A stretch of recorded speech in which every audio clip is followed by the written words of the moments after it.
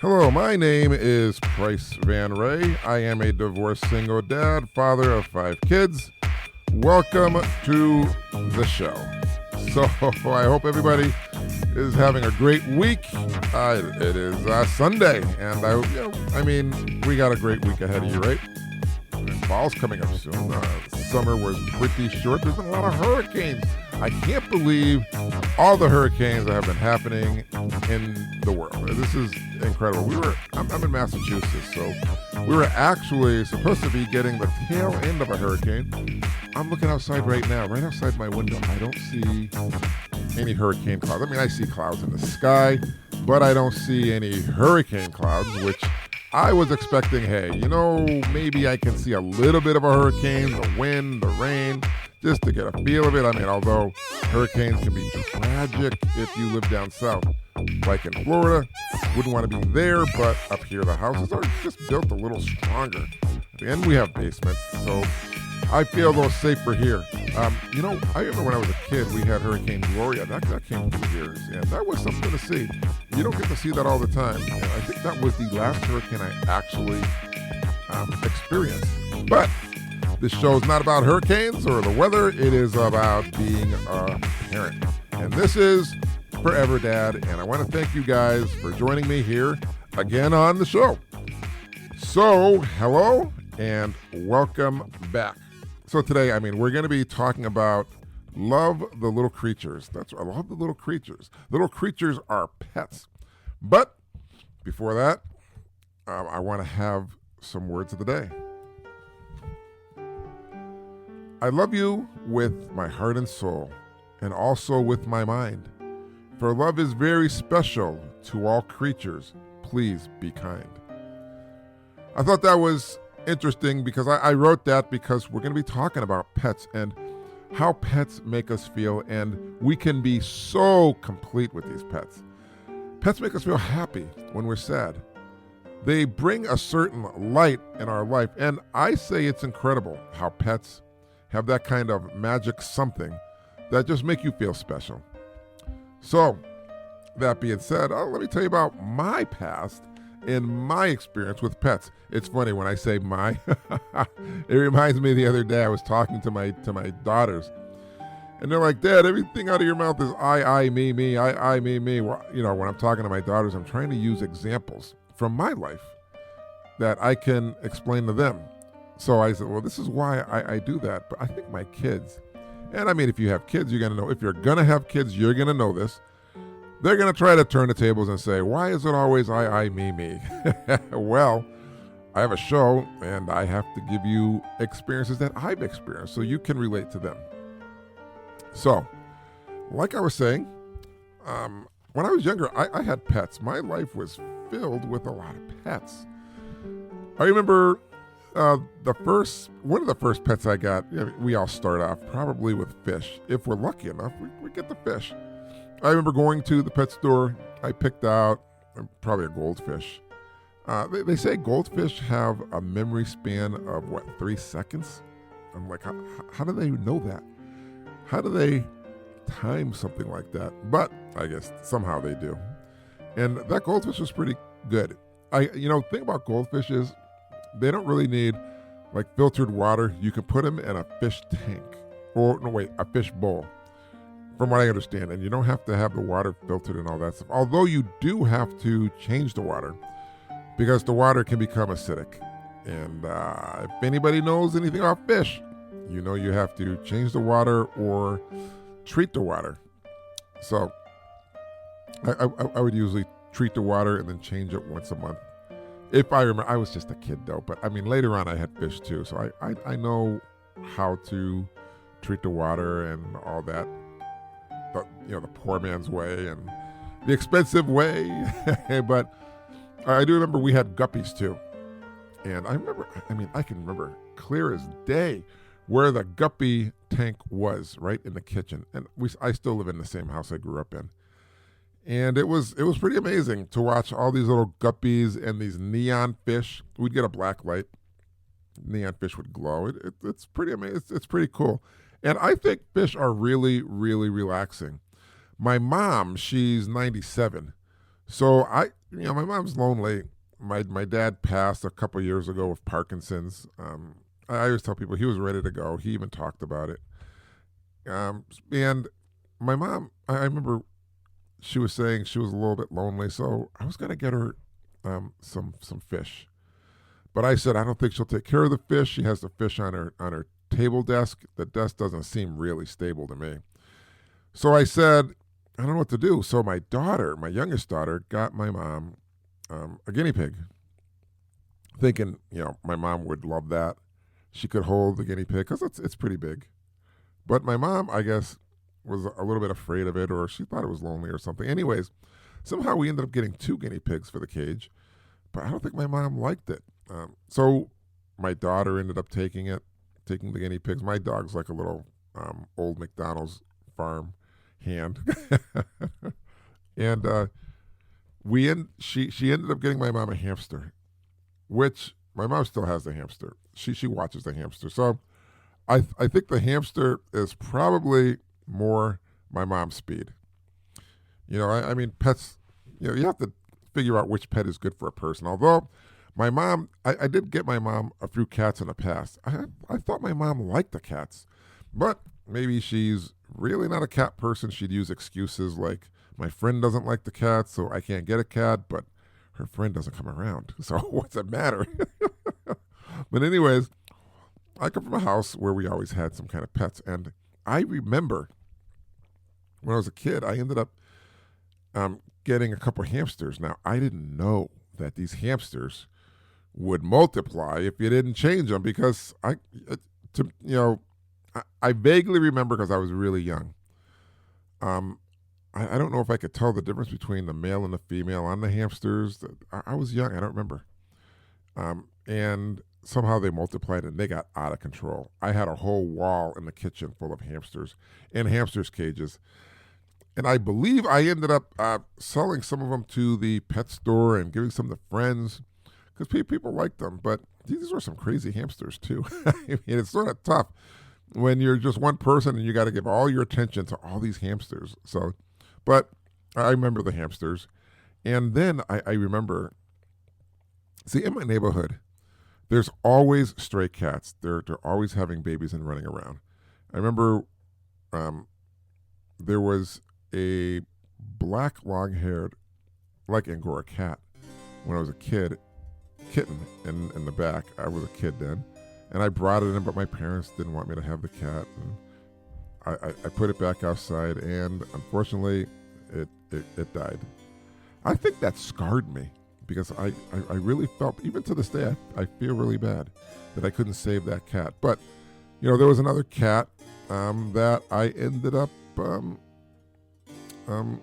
getting, another stray cat years later. I was like, maybe I was out of high school, and I got that at the pet store, and that was a black and white cat named Antigone. I had her for a year.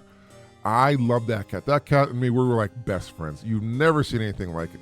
When I went to the pet store, she literally rubbed up against me. I said, well, I like this cat. This cat likes me. That's good. Kept her for a year. I never let her outside, but then the day I did, which was on Easter, I don't know if she got hit by a car or died, but she was on my neighbor's lawn, and I was devastated. To this day, why do I feel such guilt every time one of my pets die? So after that, maybe I think a month later or so, or soon after, there was a mama cat walking her runt kitten across the street, and I ran out and grabbed it. It was a tiger cat, and it was in April because I called her April. So she became a new pet, and I had her for a long time. So cats are really cool. April was I'm not gonna lie, April was an awesome cat. I loved her a lot. But apparently I'm a cat person because I've had April. I had another cat named Freedom who I had, and she was a calico cat, like the one I have now, almost exactly the same exact markings. I'd like to say in my craziness that's my cat reincarnated, because I swear this cat looks just like her and acts like her. But yeah, way back then I had another cat named Shisha, which I also named this one too. And I gave her to my mom because my mom was lonely. This was when I was in college. And she died of old age, I think, or something, maybe cancer. I forget. And that broke my heart. That really broke my heart. But cats are amazing because I've had cats called a cat named Freedom. I got her when I met my girlfriend, who became my wife.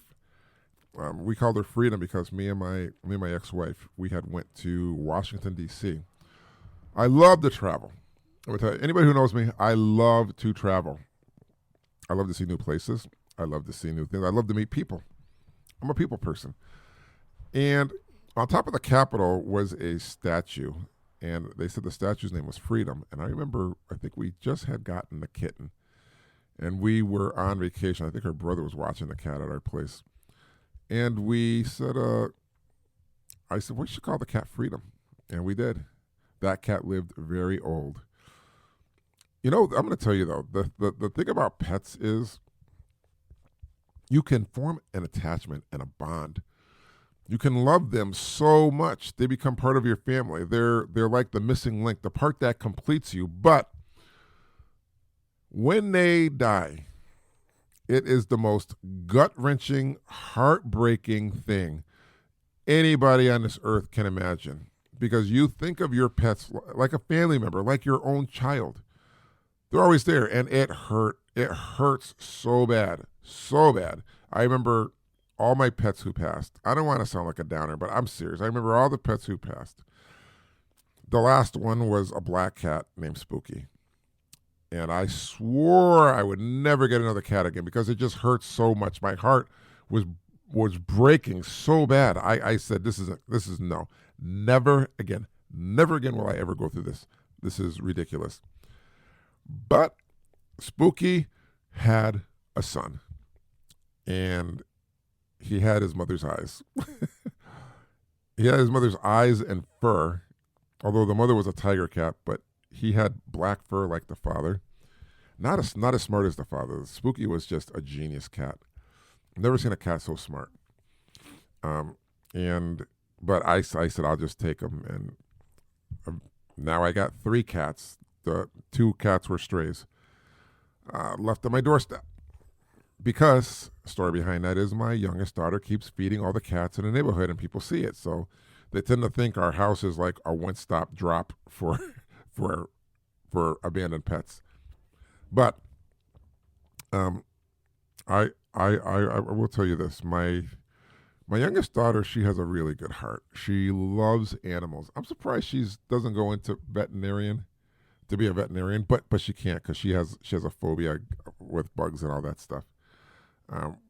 She just doesn't like it when animals have a lot of bugs. So I'm going to tell you the story.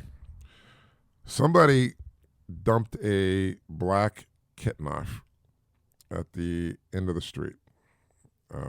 My daughter saw it, so she brought the cat home, and because I know she wanted another cat, and I was actually looking. I wasn't telling her. She goes, "Can I keep it?" I go, "Yeah." I said, "You're gonna have to keep it in a cage if you're going to work." So she did, and I watched it. But my cats were Shisha, my calico cat. She was flipping out when she saw this kitten, and so I said, "I'm gonna have to take this kitten upstairs and put it in my daughter's living room." So I did, left it up there. My daughter came home that night, and she was crying because she said the cat has fleas. Now my kids know. When I had cats before at my old place, the cat had kittens, and I brought in a stray, and that cat had fleas. My house at my last house, there was an infestation. I mean, an infestation of fleas. Fleas everywhere. It was sickening. We were getting bit all the time. I know how to deal with fleas now, but if you've ever had an infestation, you guys know that this is out of control. So I had to do the spray, the vacuum, till they were gone. And I said never gonna. And I think that sort of scarred my youngest daughter, because before you went to bed, it's like we had to take one of the vacuums and search our legs and our body, make sure there weren't any black fleas on us, and suck them up in the vacuum. It was, guys, I'm telling you, you've never seen anything like this. This was out of control. So I mean, you got to be careful when you bring a pet in the house. Got to make sure they don't have fleas. That's one big thing I learned. But my daughter didn't know that this cat had fleas. It was a black cat. She was in a rush. She brought it in, and she knew. She said she knew that, Dad, if it had fleas, you'd say get rid of it. But I knew that my daughter wanted the cat, so I said, listen, just put the cat in the cage on the porch.